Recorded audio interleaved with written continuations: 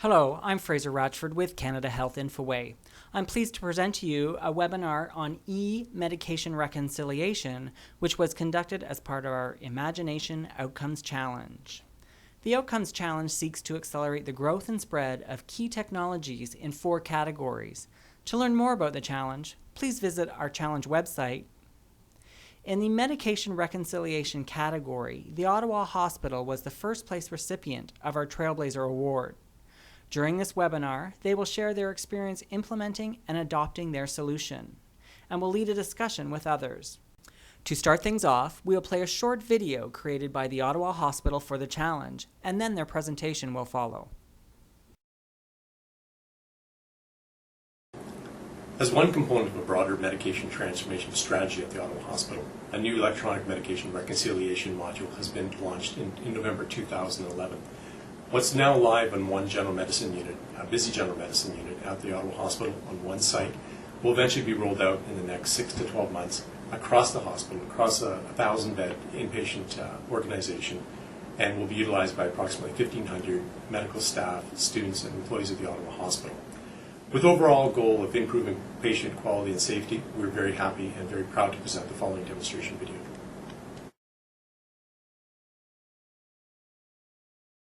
Hi there, Renee. How are you? I'm good. How are you? So good. My name is Lisa, and I'm here from pharmacy just to take a big picture of your med history, if you have a couple of minutes. Okay.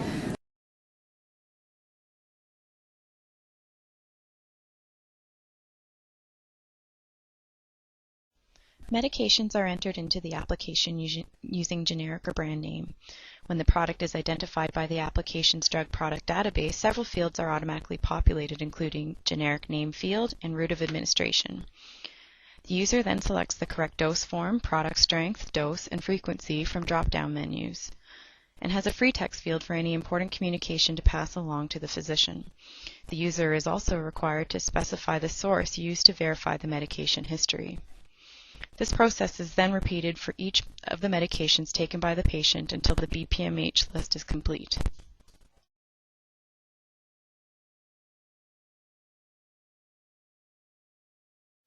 On the AMR worksheet, the BPMH medication list is displayed on the left-hand side of the screen, and if admission orders have already been written and processed by pharmacy, the current medication list appears on the right-hand side of the screen.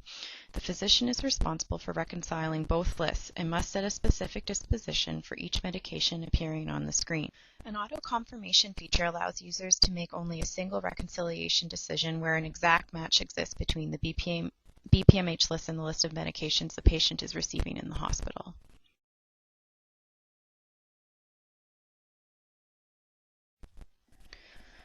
When performing the discharge medication reconciliation, the physician goes through all the same basic steps demonstrated during the completion of the admission medication reconciliation.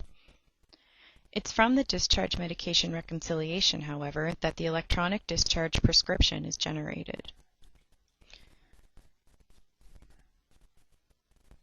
This prescription will identify BPMH drugs that should continue after discharge, BPMH drugs that have been discontinued and should not be resumed after discharge, including the reason why they were discontinued, and new medications started in the hospital. Furthermore, for new medications started in hospital that were not included on the BPMH list, the application prompts the physician to specify a prescribed quantity, number of refills, and allows free text dispensing instructions to be added to the prescription.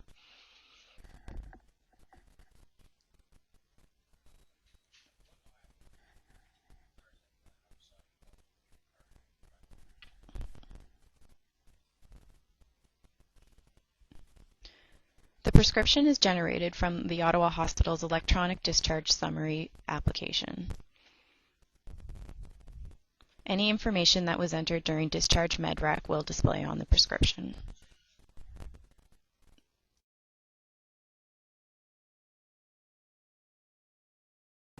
So we're now live with electronic medication reconciliation here at the Ottawa Hospital, where physicians are now doing a medication reconciliation using an online tool. There's 2 parts to it. First, the pharmacy staff actually document the medications, the admission medications or the pre-admission medications for the patient. Then the physician service takes over and they're doing medication reconciliation on admission, on transfer and on discharge. So it's a fairly significant advance for us. Physicians are now using, we have 100% reconciliation at discharge, where the physicians are reviewing the medications the patient from prior to admission and using that to create the discharge prescriptions when the patient goes home. We've seen a drop in unexplained medication discrepancies at discharge from an average of 3 medication discrepancies per discharge prescription to 0.7 unexplained medication discrepancies at discharge. So that's a fairly significant improvement for us that we're seeing in our initial efforts with medication reconciliation online.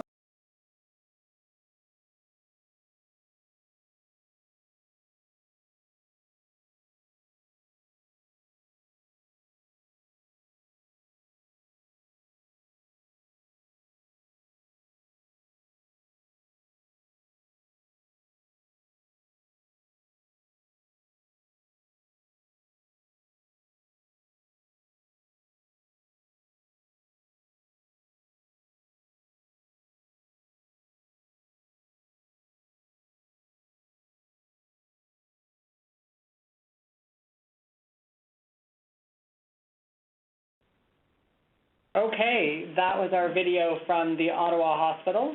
And now I'm going to turn over the presentation to Miriam, who's from the Ottawa Hospital. And Miriam, welcome, and to the rest of the Ottawa Hospital team, and take it away. Hi everyone. It's actually Flora. I'm just going to give a quick introduction and introduce you to the team that we have here. First, we'd just like to thank you for joining us and letting us share with you our experience to date around medication reconciliation and our hope to learn from you through questions at the end. By way of introduction, I'm Michelle Leaflor. I'm the Director of Clinical Solutions Delivery at the Ottawa Hospital. And we have here today Mariam Bafai, who's the Project Manager for the MedRec project, Dr. Glenn Geiger, our Chief Clinical Information Officer, and Lisa LaRose, a Pharmacy Project Manager within the IS department. So just by way of introduction, most of you are probably familiar somewhat with the Ottawa Hospital, but I'll give you a 2-second overview. The Ottawa Hospital is one of the largest academic hospitals in the country. We have 5 separate campus locations with a little under, somewhere between 1,100 and 1,200 beds today, with affiliations with the University of Ottawa and the Ottawa Hospital, the Research Institution. By way of statistics that are important for medication reconciliation, we do just under 50,000 admissions per year, so that's the volume of patients that we want to touch from an inpatient perspective, from a best possible medication history and a reconciliation perspective. And we have somewhere in the neighborhood of about 13,000 employees now at the hospital, 1,200 of which are physicians and around 4,500 nurses that we touch through these processes. There's an introduction at a high level to the Ottawa Hospital, and I'll turn it over to Mariam to give a review of our project and then hopefully have some engaging conversation. Hello, everyone. My name is Mariam Bafai, and as Michelle mentioned, I'm the project manager for medication reconciliation. So basically, actually, that video almost covered most of the presentation, presentation. So I'm sure, by now you're very well, familiar with our application. Why we decided to implement electronic MedRec, of course, it was an accreditation requirement and a high priority for Ottawa Hospital, given that the paper-based medication reconciliation process really had not met, the expectation, actually Ottawa Hospital expectation. Since we're using a form, which we call the, best possible medication history form, the pharmacy, technicians, they had to use that form in order to capture the med history, and then physicians somehow had to get notified that the BPMH is actually complete, and they had to go and try to find that form and perform their reconciliation. And most of the time, reconciliation basically would happen after admission orders were actually written and sent to pharmacy. So you can see, why we are saying that compliance really was not meeting the expectation, and the confusion about the paper process, specifically when it was which order supersedes which other orders. So versus admission order versus all the reconciliation coming to the BPMH. And of course, BPMH form was missing, or it was misplaced, and BPMH form, as I mentioned, was being used as an order sheet, which would actually cause duplicate admission orders. So these are just very few high-level, some of the issues we had with the paper reconciliation. So the leadership team asked IS to look for an alternative to meet accreditation, mandate. And an electronic solution was found and recommended in November 2010. We had our first kickoff meeting, project kickoff meeting in February 2011, and we went live with our pilot last week of November 2011 with medicine unit at our civic campus. So, of course, there were some, expectations. Let me just, bring all of them so I can walk through them. There were two major expectations. One, first of all, reconciliation has to happen at three basically point of care: admission, transfer, and discharge. With paper process, we only had reconciliation at admission. And the second one was medication reconciliation is to be completed by the receiving service within 24 hours. So BPMH has to be completed within 24 hours of admission. Same thing for AMR. And for TMR, our transfer medication reconciliation, within 24 hours of transfer by the receiving service. Of course, we had different logics as what exactly a TMR should actually happen. So service to service, if the patient is being transferred from one campus to another, if it's a change of acuity levels, and of course operation. And DMR has to happen before patient leaves hospital, so at the time of discharge. Of course, they can start their DMR anytime. However, the completion has to be before patient leaves.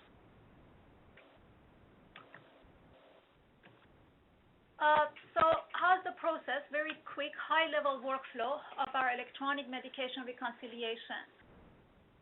Pharmacist or a pharmacy technician or an RN, depending if it's a PAU or another unit, an RN would capture the med history, will document the med history online using our electronic reconciliation, either using iPad or regular desktop.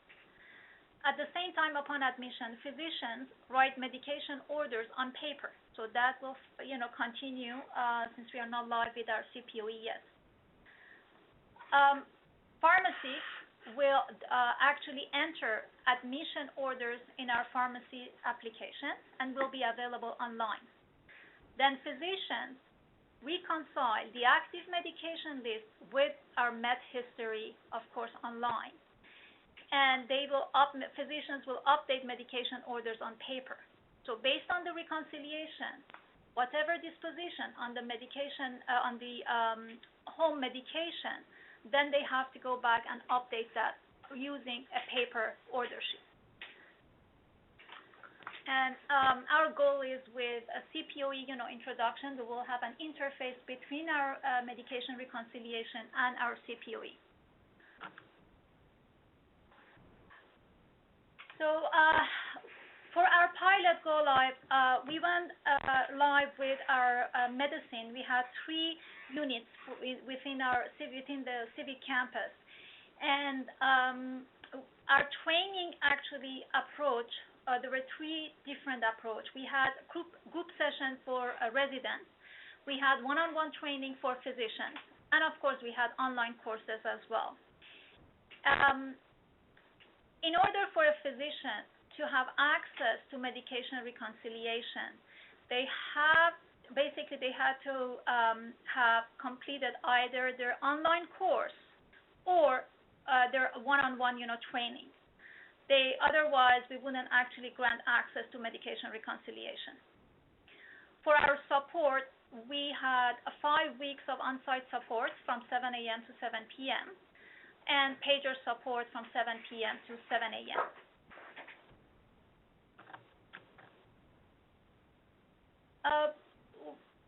We were able to actually capture some statistic. Almost it was about 2 months worth of data from end of November until end of January. So for the best possible medication history, meeting our target of 24 hours, with the 3 medicine units that we went live with, it was very, very high at 89%, 100%, 96%, which we were really surprised that our pharmacy technicians were able to actually meet our targets. For the admission reconciliation and discharge medication reconciliation, the percentage of completing the AMR, it was all 100%. So you can see that we had a very good compliance by physician and resident completing the AMR, but the problem was meeting the 24 hours target. And I have to say again, having it just live for 2 months, we are very happy with what we got, even meeting that 24 hours a target. The problem with 24 hours and the complaint that we heard is since BPMH is within 24 hours, as well as AMR within 24 hours of admission, the complaint from physician was that, well, AMR is really dependent on the BPMH. So if BPMH gets completed, let's say 22 hours from admission, then you're only giving us 2 hours to complete our AMR. Regardless of, well, we are looking at that feedback, but for now, we are still focusing on, 24 hours, and we will see how it will go for our second pilot, and then we will decide if we need to change that target or not. For discharge medication reconciliation, as you can see, again, the compliance, report is very, it's 100% and 97%, and the target of within 24 hours is fantastic. Is almost all of them about 100%. Time to complete the electronic medication reconciliation. We have an average of 8 minutes to complete a medrec. Right now you will see that we have few, especially one of them being 35 minutes. However, there were some problems with some of those reconciliation, which they had to go clean it up. So, but even this 8 minutes, that was another complaint from physician that is taking too long comparing to the paper, which they would just go check, and basically they're done.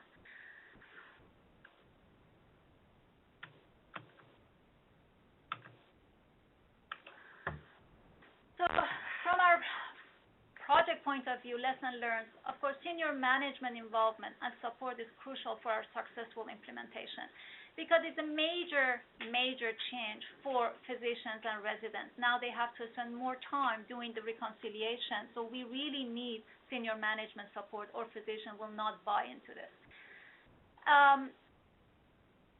As for the champions for this project, you cannot just have one physician champion. You do need physician, resident, pharmacist involvement throughout the whole project life cycle, not just at the end. They need to be involved when you are designing it, when you are discussing the workflow, so they have a complete understanding of what is going on.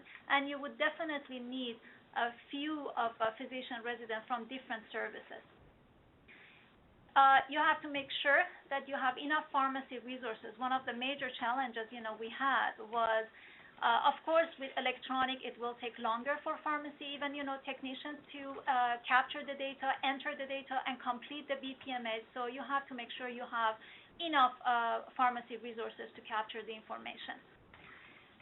Training, it should not just focus on how to use the application. It's very important that you focus on workflow and why we are doing this. If you're just going to go and show them just click here, click there, or enter, is not going to function. Reconciliation is something that they really need to put a lot of thought into it with every disposition that, basically a disposition decision that they will make. So it's very, very important to explain to them why they're doing it and what exactly the impact will be. Of course, hands-on training with different scenarios. You need to capture, different scenarios when you're training them and let them do it. And of course, refresher sessions. It's very good that once a month, or even if it is, once every quarter, to go to the rounds and basically give them some tips about, the workflow and the different, disposition and different, scenarios. And from the resident and basically, physicians, feedback, I have to say, yes, about 1/3 of the group had previously been trained and had used it, and there were not that many negative, comments. The major thing for them was we have too many pop-ups and it's taking longer. And they were, basically, they were actually happy that actually right now all the home medication now, they do see the home medication on the discharge, prescription. One of the major problems, as I mentioned before, we had with the paper, where they were missing medication on the discharge prescription. And with just 2 months of pilot, we went down from 27% of the problem to 0%. So that was a huge benefit of, this electronic, the version of the reconciliation. As I said, some of the problems, we had, it was the application problem, like our electronic discharge summary not, working very well with BPMH if we didn't have any BPMH, and we were addressing some of their, issues, and they were happy that, the project team is reviewing their feedback and actually addressing some of the issues they have. So what's our next step? Full normalization of the eMedRec database, which was, Multum, versus our pharmacy application, database, which is FDB. We are improving some of our basically UI without the pop-ups. So we actually have removed all of the pop-ups, and we are just showing it as a warning. And of course, our plan is to repilot again same unit in the medicine unit in the near future. I think that's all. Wow, that's an excellent presentation, and I'm sure the Ottawa Hospital has now generated a lot of questions from people on the call. So we do have a lot of people on the call. If you wish to ask a question, please do so on the phone, or you can use the chat feature in the webinar to ask the question. So I'm going to start asking the first question, I think, and it's I'm really impressed with what you've been able to do with MedRec, and seeing that your major complaint is time. How does that time factor equate to the quality factor that you've seen in the improvement of using the e-medication reconciliation process compared to the way you guys did it before? Well, sorry, it's Glenn here. We took out some of the slides showing how terrible the old process was, but right. Basically the issue with manual medication reconciliation is that you can't track anything. One of the reasons for the high compliance statistics you see in this pilot is the fact that our staff were pointed to the ones that weren't done yet. They were flagged on their screens. They knew which ones had to be done, so it was much better to manage it electronically than you could before. The paper process, if somebody missed one, it was just good luck or reminders that got it completed. And if you were running behind, conveniently missing one might be tempting, right? Because you just didn't want to bother.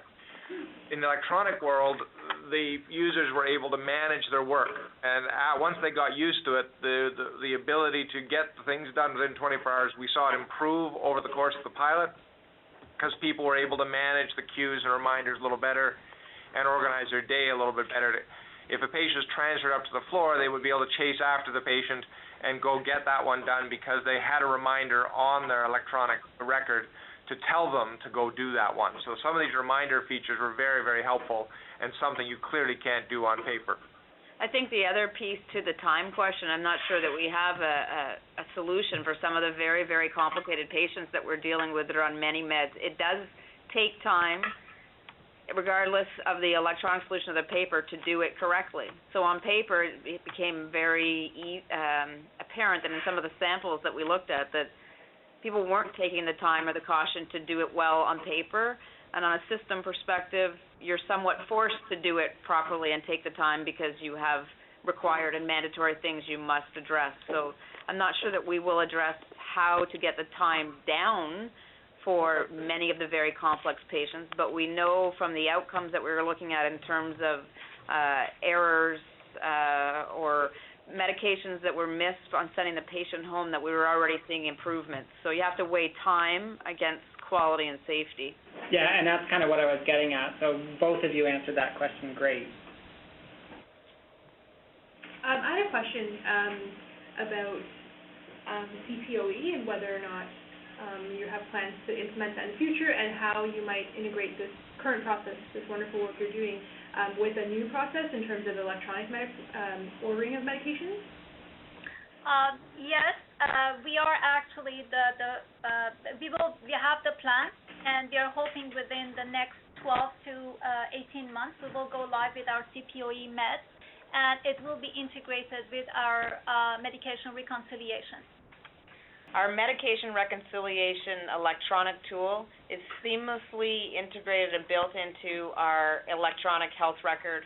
So from a user's perspective, they don't have multiple applications to go to. They seamlessly float back and forth between the applications, and that is what our goal is. Regardless of how many tools under the covers are being used, we want users to go from one place. So we do have a CPOE meds. We have CPOE live for imaging, and are soon going live with lab. Medication is obviously the large focus right now, and we will keep that seamless integration as one of our key success factors when we implement it. So what it will look like, I think we're just working through now, but as I reconcile meds, does that create a pending order seamlessly back and forth between the applications? That's likely where we're going to end up, but that's definitely the challenge that we're faced in the next year.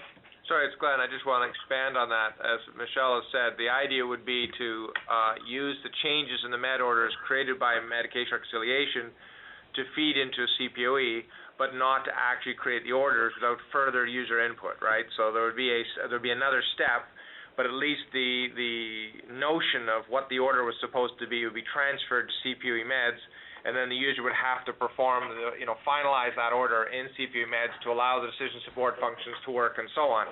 So not quite the way our users asked. They wanted the orders to be magically transferred from medication reconciliation directly to the pharmacy computer, and we said, no, we're not doing that. But that was also a complaint by the users, because they felt, well, if I've done the work and it's on a computer screen, why can't you just make it happen? And we sort of said it's a little more complicated than that.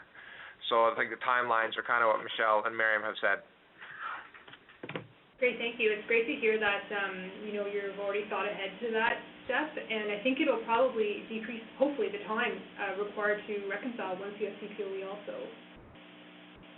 And that kind of leads nicely to the next question. We've had a question from one of the participants using the chat feature. Given the complaints with time, how do you foresee rolling this out to surgeons who are often already very challenged to find time to document? Hi, it's Glenn. That's such a nice, polite way to say that. Well, I'm always people always tease me when I make snide remarks about the surgeons, so I'll confine it to this. I personally don't think the surgeons are any more time pressured than I am. So if I can do it, then they need to be able to do it. We believe this is going to be an issue primarily of hospital leadership and physician leadership, right? What we intend to do is we'll repilot with the new changes that have improved the functionality. If that pilot's successful, we propose to pilot on one of the surgical units to confirm that, in fact, it really functions in the same way, and with encouragement, they can get the same kind of performance as the medical services. And having done so, then it's going to be the hospital leadership's business to take over at that point. But this issue comes up all the time, and I sort of have to remind the leadership team of the hospital that if they're looking after patients and they're prescribing medications for people in the hospital, then that does mean they are reconciling. They need to be reconciling medications in the same way as everyone else. If we believe they're incapable of prescribing medications in hospital, then we would need a different staffing model for their units. So you can't have it both ways. The hospital will ultimately have to decide it's one or the other. You can imagine models where somebody else does a reconciliation on their behalf, but then that has to be formally agreed to by the hospital, by the medical advisory committee, and so on.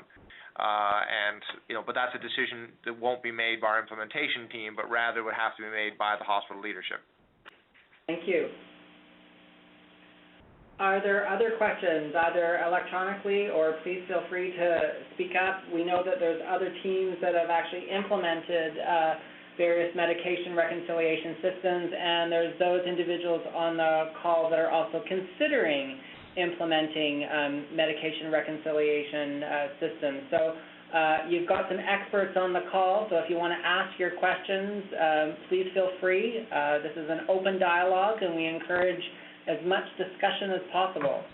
I'd also, Fraser, it's Michelle, I'd also add that if people have their own insight versus a question, they can feel free to share. I think one of the challenges that we're going to face after finishing our inpatient rollout is that there is already push at the hospital to finish the inpatient rollout and then somehow determine how to do medication reconciliation in an outpatient perspective when people are seeing 50-plus patients in a clinic. So I think once we solve the inpatient world, on the outpatient side, we probably have a larger challenge. Wow, yeah. And when do you anticipate that? When do you anticipate embarking on that challenge? I don't foresee that we'll start the outpatient. There's discussions that have been started and fundamental thinking, because I think it's going to be a big, huge challenge, frankly. I don't think we'll actually officially start the project until in the new year. We need to finish our inpatient stuff, but there's at least discussions around what do we do in an ambulatory care setting. Right. What's reasonable or not. So if anybody has insight on that site, I would love to hear it myself. We have had another question, and basically it's saying, how many pharmacy techs do you have helping to do the BPMH? And so maybe I'd further break that down into, so you've sort of been doing a pilot and in specific units, so how many have you used for that? But then as you sort of complete that whole inpatient side of things, what do you think how many pharmacy techs are you going to need to sort of be used to assist the entire hospital in doing this? Well, we trained overall, 15 pharmacy techs. But for our pilot, we had one full-time, one basically FTE of our technician during the day. But it wasn't just dedicated to our electronic BPMH. He was doing electronic BPMH as well as just the paper one for other units. And we had one FTE at night. And the same number, basically, of people for the general campus as well. So basically, really, we had about 2.5 FTEs between 7 a.m. and 10 p.m. Okay. So there's about 15 split across the two major campuses, which each have somewhere in the neighborhood of 500 to 600 beds. And that was an investment that the organization made even the electronic solution for paper. They realized that the thought was to do a best possible medication history well, anybody can do one, but to do it well is a skill set that needed to be invested in a pharmacy tech role, and they've gone through specific training to do that. And so that was the take that we've taken in two of the campuses. I will say that when we go to the Heart Institute, it's a different philosophy, and it's all nurses who do best possible medication history. So as we get to the Heart Institute, we'll have different lessons that we've learned. Any of the teams that are on the call now, have they chosen to do a similar implementation model, or are they using a different way of collecting that initial BPMH? Would anyone like to comment on that? Oh, hey, Fraser, it's Tim Tripp from UHN. Hi there. Hey, we found in our inpatient units, it's actually the pharmacists that are doing the BPMH. But we also found that there really was there's an art and a science to it. So there was actually sort of a certification program created by the pharmacy that involves standardized patients to actually really train the people doing the BPMH to be able to elicit the best possible information from the patients or their families. I think one of the side effects that we sort of alluded to, and others may have input who are further ahead in this CPOE meds world, is we've learned a lot from eMedRec on balances that we need to find with pop-ups, alerts, and different things that are either helpful or hindersome to clinicians. So it's given us an opportunity before CPOE meds, which one might argue is backwards, but before CPOE meds to take a step back as to what is pop-up alert fatigue and how do we learn from that and what do they actually need and where should we focus efforts on items. So that has been a good learning for us so far that will set us well as we're into the CPOE meds world. So I was just going to point out as the question that was posed about outpatients and moving MedRec in an electronic environment to the outpatient setting. Yeah. Well, BC's renal agency is one of the other Trailblazer winners, and they've got a great system in place, at least for their renal and dialysis patients, where they use a database basically to track the medications and to complete the reconciliation work. So I think there's some good examples to borrow from, although that is a very specific outpatient population. I think that you can learn a lot from what they've created for that setting. And that's great feedback, Jen. I think dialysis is probably a good area to learn from, actually, as we try to decipher whether MedRec should be targeted in AmCare to the more complex patients like dialysis or not. So we'll definitely be reaching out to them as we try to learn on the outpatient side. Yeah, and I think Canada supports the concept of using some sort of a risk assessment tool similar to what they're doing in home care MedRec, to say that maybe not all outpatients need it, but there are definitely certain patient populations that could benefit. And this is far from evidence-based, but, dialysis patients, heart failure patients, post-MI patients, and the like who rely very heavily on medication management to control their disease is probably a good place to start. Oh, fantastic. Thank you for that insight. Is anyone from BC Renal on the call? I am. This is Mary Lou Lester. Mary Lou, do you want to maybe comment on your sort of experience in getting MedRec going in that particular patient population? Well, in some ways it was easy because these patients are all on, especially the dialysis ones are on an average of 17 to 19 meds per patient. So medications have always been a big focus, and the staff is aware of that need. I think where our biggest challenges have come in, because when we initially looked at developing the MedRec process, it was really formalizing and ensuring that everybody knew with our PROMIS database, that's the electronic system that we're using. We did a lot of work around educating staff on the proper use of the forms and standardizing that approach. But what we've really been working on, again, is that connection with the family physicians, pharmacies, because they all do have a renal contract pharmacy, but we also have the new medication review program in BC, and we've been identifying ways that we could engage with them as well. So I think we've been taking that electronic system, working with that population and determining the best times to do MedRec, but also that whole communication and engagement part, and that's the really tough one. Because, again, our system lives just within our world, so how does it talk to the hospital? Yeah. Thank you for that. I don't know is there anyone on from the Central CCAC?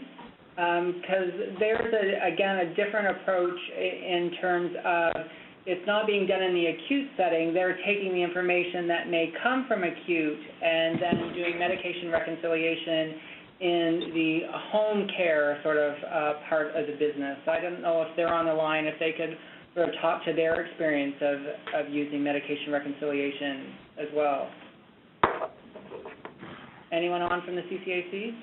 But that's another example of in a different setting with a different patient base, but they're also having great success as well. more questions for the Ottawa Hospital folks, or actually anyone who wants to talk about their own experiences. We do have another question online, and it's asking Ottawa if you can maybe talk a bit about the senior leadership engagement and support for this initiative.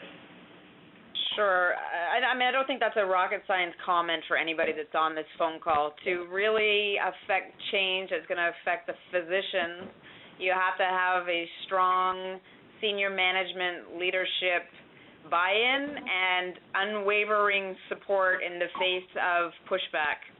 So I think that we've learned some things with that have already been applied to the CPOE rollout that's underway for imaging and lab. In that, in MedRec, it was a first real foray that the physicians took quite personally, if I use that comment. And there was some wavering at the senior management level that needed to be regrouped on to ensure that everybody had the same goal. So I just think it's the same message that we all know. You need unwavering buy-in and support for these massive change or transformation projects, and without it, it will have interesting success. And for us, too, I think beyond senior leadership, I think what we learned as a teaching hospital was that you really need to, if you get support of not only the senior leadership, the attendings, but the chief residents, and have them understand their importance with the students that we have at academic hospitals flowing in and out, that you'll have more success. So it's leadership at all levels that you need to contemplate, not just necessarily the push down from above, but the push from below to up as well. That's good advice. Dave here from Ottawa. Go ahead, Dave. I'm the director of operations of a family health team in Ottawa, and we're within about 2 weeks of deploying our reconciliation program for our 16,000 patients here. Wow, congratulations.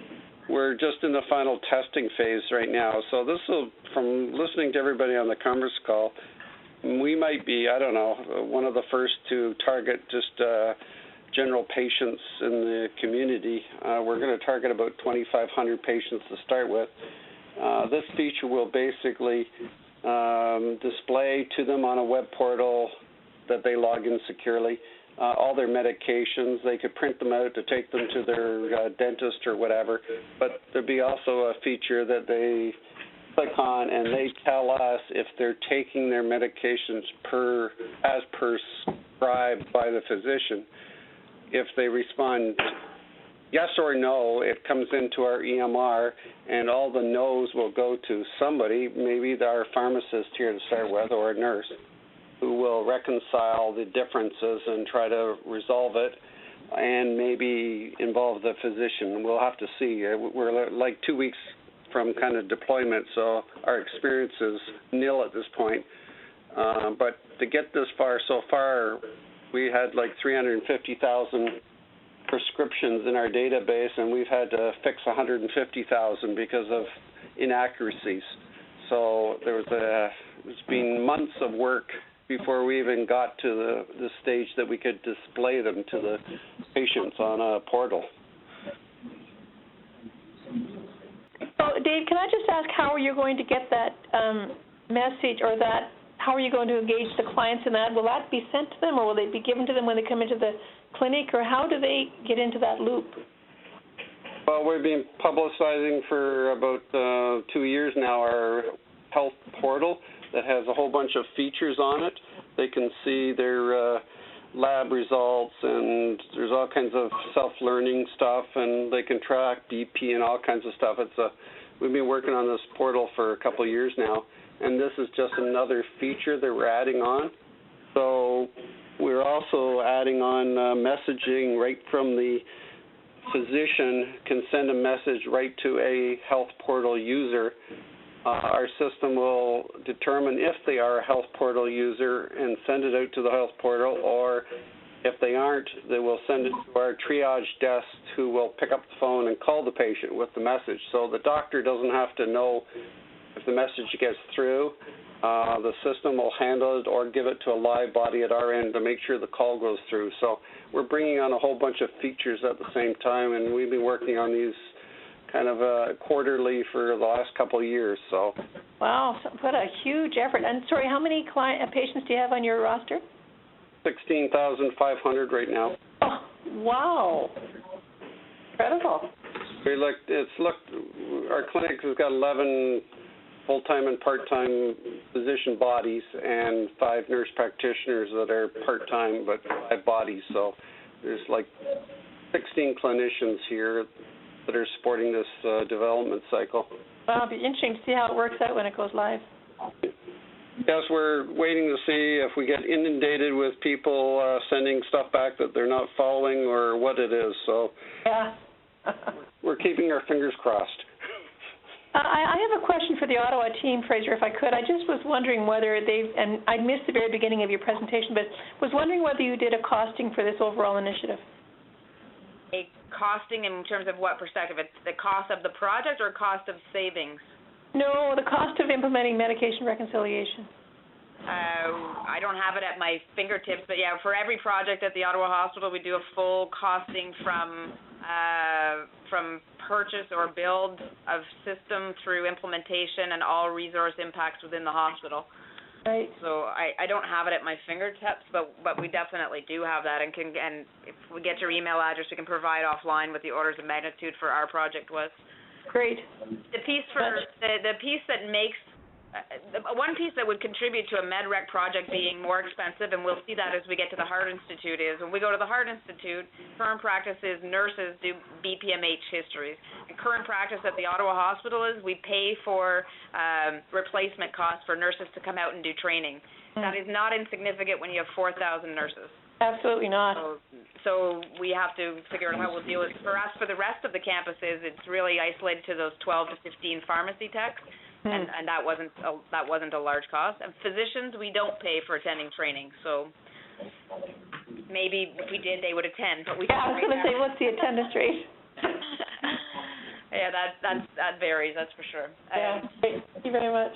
They have Glenn to deal with if they don't attend. Is there any other person on the call that would like to share their experience or ask a question of Ottawa? We have about 9 minutes left, and this has been a great discussion so far. So I do have some challenge business just short to take care of, but I don't want to take care of that if there's more questions to be asked or experiences to be shared. So Dave, thanks so much for speaking up, because I think that's great, and we'll all be watching you with sort of interest to see what happens with your implementation in a couple of weeks. So we promise not to call you in a couple of weeks, but maybe in a month or so, just to see how you're doing. Okay, I'll let you know if I can. I hope you have some vacation scheduled later in the summer. I think this question is probably for the general audience, and I'm wondering if there's anyone on the call that is making use of community pharmacists compared to an admission, selecting even ambulatory surgery to the medication history. Can I repeat the question, because I didn't hear it. Was the question, has anybody reached out to other databases on which to pull information for best possible medication history? Is that the gist of it? It's more around the process that whether anyone is involving community pharmacists in any way to participate in doing the best possible medication history prior to a hospital encounter. For us, maybe it's Michelle, maybe I'll jump in before others probably have more insight than me. Prior to a hospital encounter, no. At a hospital encounter point in time, part of the PharmTech's practice is to reach out to the community pharmacies. Our goal, though, ultimately is to have the best possible medication as best as possible populated from data sources. So there's large chains of pharmacies on which we could ultimately pull information from. There is ODB, which in Ontario has at least a fairly large subset of information, so we're not there yet. We do it by phone and calls through at time of encounter, but our goal ultimately is to do data transfers and data exchange. And then that interview portion of the best possible medication history with the client would just be done by the receiving organization? Is that what you're anticipating the process to be? That's correct, yeah. This is Mary Lou from the Renal Agency. I already mentioned it previously, but we in Penticton here in BC have just completed a trial, and we're just waiting for the results to come in, where we had community pharmacists come to our chronic kidney disease clinic and meet with the patients and perform the BPMH. So they were part of the clinic with the renal nurse. So we're just evaluating that to look at if we're going to pursue that further throughout our health authority. Interesting. Thanks, Mary Lou. Are there any other questions or comments or experiences? I was just wondering, the comment that was made earlier about pulling from information systems about community pharmacy records and the like. I know that out in BC with their PharmNet, they do use it in some of their health authorities to pull information in electronically, and I know they do as well in Saskatchewan through their PIP system.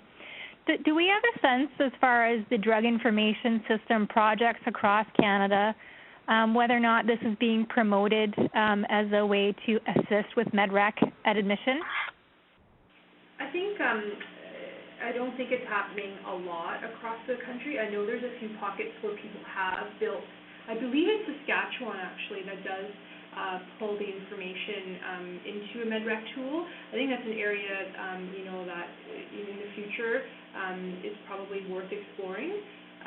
But as far as I know, and perhaps maybe another place out west, but I know with the ISMP Practice Leaders Survey, where they talk to people about how they're doing MedRec on their website, they do list one or two examples where that is happening, but not in great. It doesn't really discuss it in great detail. I don't know if anyone else knows of any other places that are doing that. I think there's some areas in Montreal that are, because they have a fairly comprehensive provincial drug database in Montreal, that they're looking at retrieving some data for some MedRec pilots that are going on in the island area. Yeah, that's a great point. And also, I know in Quebec City they do have some integrated e-prescribing occurring at the moment, and that actually allows prescribers from the EMR and to pull in some of that data, should they so choose, to update their medication list in their EMR. And so that's another way of reconciliation happening actually at the prescriber level that's being enabled by information from the drug information system. I have one other question, too, for Ottawa. I missed the first part, so I apologize. How much training do you put in place for residents and learners as they rotate through your facilities? For residents, it was a group session, okay, and it's about 1 hour of training for residents. And do you find that's adequate and you get good turnout? I think it's 1 hour is good, that's enough. However, you need to do a lot of follow-up after basically the go live. It's good just to give them the basic information about how to use the MedRec and basically discuss some workflow. However, I think at least for the first few weeks, you really need once a week to go back and have a 10 to 15 minutes refresher. And part of the thing for residents that are traveling through the hospital, at least what we struggle with, is that there's a lot of them and they're moving. So it became very evident, as many may already know, to ensure that the chief resident in each of the areas on tap with the program, is in cycle with who's coming when, so that the training and support teams can manage effectively across the organization and go back and participate in rounds so that everybody is we are learning as they're learning in rounds. Great, thanks. That's the end of this webinar. Thanks for joining us. You can get more detail about InfoWay's Imagination Outcomes Challenge at our website. The challenge runs until March 2013, and it's not too late to register. Remember, the sooner you join, the better your chances. Have a great day.